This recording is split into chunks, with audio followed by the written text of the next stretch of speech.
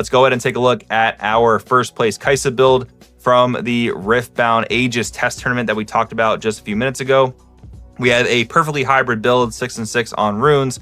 For our battlefields, the interesting choice here is Reckoner's Arena. Of course, we want to combo that with Kaisa Survivor. And how are we keeping Kaisa Survivor alive? Well, of course, we're playing Kaisa. We have tons of mid-battle removal spells. So that's going to be the name of the game. And hey, if our Kaisa gets removed, we just play another one and try to conquer another battlefield, get another draw. So it seems like somewhat of a win-win. If we keep our Kaisa alive, fantastic. If not, we play another one, we go conquer, we draw, that whole thing. And our main board here looks extremely standard. All the great cards you expect to see in Kaisa between the mid-cost units and the low-cost removal spells. We've got the 2 copies of Thousand Tail Watcher. I personally love the 2-of ratio for the boss monsters in this game because by the time you want to play a Thousand Tail Watcher on a turn 5 or turn 6 or so, you're going to be likely to draw one of the 2 copies you have, especially in a deck like Kaisa that has a fair amount of draw power. I mean, between 3 Void Seeker, 3 Yordle, and 3 Watchful Sentry, you have a lot of draw built in. And of course, shouts out to one of my favorite cards, Shakedown.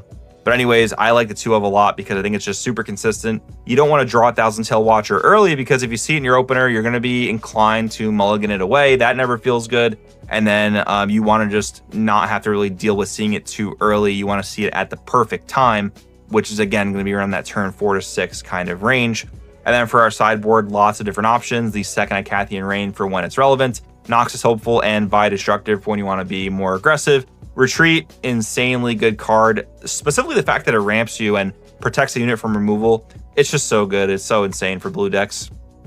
And then we have our top 4 Ahri from this event as well. Once again, a hybrid build. We're seeing hybrid builds do very, very well. You know, in the earlier days, we saw like Mono Yellow Victor doing very well. I think he was the only sort of like monocolor deck that we really saw, but we have seen a lot of these decks lean more towards one color than their other color in the earlier weeks of the Riftbound Set 1 format.